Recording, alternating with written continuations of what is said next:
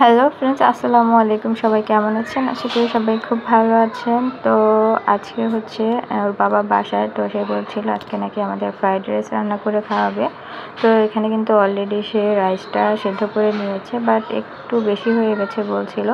But ব্যাপার না, এটা পরে ঠিক হয়ে যাবে। আর আমি হচ্ছে ওই যে ওখানে হচ্ছে গাজর আর সবজিগুলো কেটে দিয়েছিলাম। আর আমার লোকেশনের বাবাটা কিন্তু একটু অসুস্থ, তার পায়ে হচ্ছে এই যে কি যেন একটু উঠেছে, গরমের ফুসকা। তো সবাই বলছিল এটাই হয়েছে আর কি। তো যাই হোক, তাকে নিয়ে ভাবছি আজকে একটু ডাক্তারের কাছে যাব। আর এদিকে হচ্ছে ওর বাবা টেস্টিং সল্ট আর হচ্ছে চিনি নিয়ে নিয়েছে। ফ্রাইড রাইস রান্না করতে নাকি এটা লাগে। এরপর হচ্ছে ওর বাবা এই যে রান্নাটা কিন্তু অলরেডি বসিয়ে দিয়েছে। কড়াইতে হচ্ছে ডিমটা আগে ভেজে নিল, এরপর হচ্ছে পেঁয়াজ, তারপর সবজিগুলো সব কিছু দিয়ে দিবে। এই যে সবজিগুলো সব দিয়ে দিচ্ছে, তারপর ওই যে চিনি, টেস্টিং সল্ট, সব মশলা যা লাগে সব কিন্তু অলরেডি দিয়ে দিয়েছে, যেটা হয়তো বা আমি আপনাদের দেখাতে পারিনি ভিডিওতে। সবজিগুলো অনেকটা সেদ্ধ হওয়ার পর তারপর হচ্ছে যে রাইসটা দিয়ে দিল। বাট রাইসটা সব দিতে পারিনি, কারণ কড়াইতে হচ্ছে সবগুলো ভাত আটতেছিল না, এই জন্য নাড়াচাড়াতে সমস্যা হবে, এই জন্য কিছুটা রেখে দিয়েছি। সবজির সাথে ভাতটা ভালো করে একদম মিশিয়ে নেবে। আর ওই যে বলেছিলাম রাইস কিছুটা রেখে দিয়েছি, তো ওটা হচ্ছে এখন আমি এই যে একটা বাটিতে নিয়ে ফ্রিজে রেখে দিব।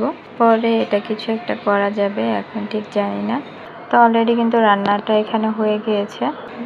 তো যাই হোক, এরপরে হচ্ছে এই যে আমরা হচ্ছে ভাত তরকারি সব এখানে নিয়ে চলে এসেছি। আমরা সবাই মিলে হচ্ছে একসাথে বসে এখন খাবো।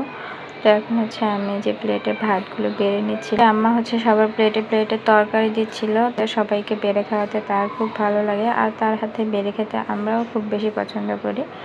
তো যাই হোক, ভাতের সাথে ছিল কিন্তু এই যে গরুর মাংস, মুরগির মাংস। তো এটা কিন্তু রান্না করেছে আম্মা। আজকে কিন্তু বলতে গেলে আমার একটা ছুটির দিন, আলহামদুলিল্লাহ। আর এই যে এখানে হচ্ছে গাজর, আলু আর কিছুটা ডাল সেদ্ধ করে নিচ্ছিলাম আমার লক্ষ্মী সোনা বাবাটার জন্য। তাছাড়া তার জন্য একটু রাইসও রেখে দিয়েছি। আর যদি একটু মুরগির মাংস খাই তো ভালো, না খেলে নাই, সমস্যা নাই। তো তারপর ওই যে বলেছিলাম তাকে নিয়ে একটু ডাক্তারের কাছে যাব। তো ওই যে বিকাল টাইমটাতে আমরা হচ্ছে যে বের হয়ে গেছি ডাক্তারের কাছে যাওয়ার জন্য আমার সোনা বাবাটাকে নিয়ে।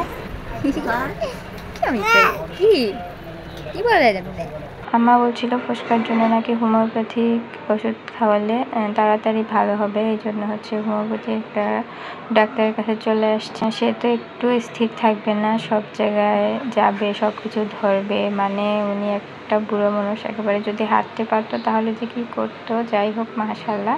তো দেখছিলাম এখানে একটা ওয়েট মাপার মেশিন ছিল, তো ভাবছিলাম দেখি বাবুর ওজনটা মেপে নেই, বাট কীভাবে মাপবো, এই জন্য হচ্ছে আমি আগে দাঁড়িয়ে গেলাম। দেখলাম যে আমার ওয়েট কত। তো দেখছিলাম যে 49 কেজি। এরপর হচ্ছে বাবুকে কোলে নিয়ে আবার দাঁড়ালাম, তারপর দেখলাম যে 57 কেজি, তার মানে হচ্ছে ওর ওয়েট 8 কেজি। আলহামদুলিল্লাহ। তো এরপর আমরা হচ্ছে ডাক্তার দেখিয়ে এই যে চলে আসলাম। আসার পরে একটা এই যে মুদির দোকানে চলে আসলাম। বাবুর জন্য একটা হচ্ছে ঘিয়ের কৌটা নেব আর হচ্ছে মধু নেব। ওকে হচ্ছে সুজির সাথে কিছুটা মধু মিক্স করে দিলে ও সেটা খুব বেশি পছন্দ করে। তারপরে যে আমরা হচ্ছে অলরেডি বাসায় চলে আসছি। আসার পর এই যে তাকে হচ্ছে বলছিলাম যে বাবা বলো তো মা মা, আর সে কি বলে দেখেন। মামা বলেন তো, মা মা মা।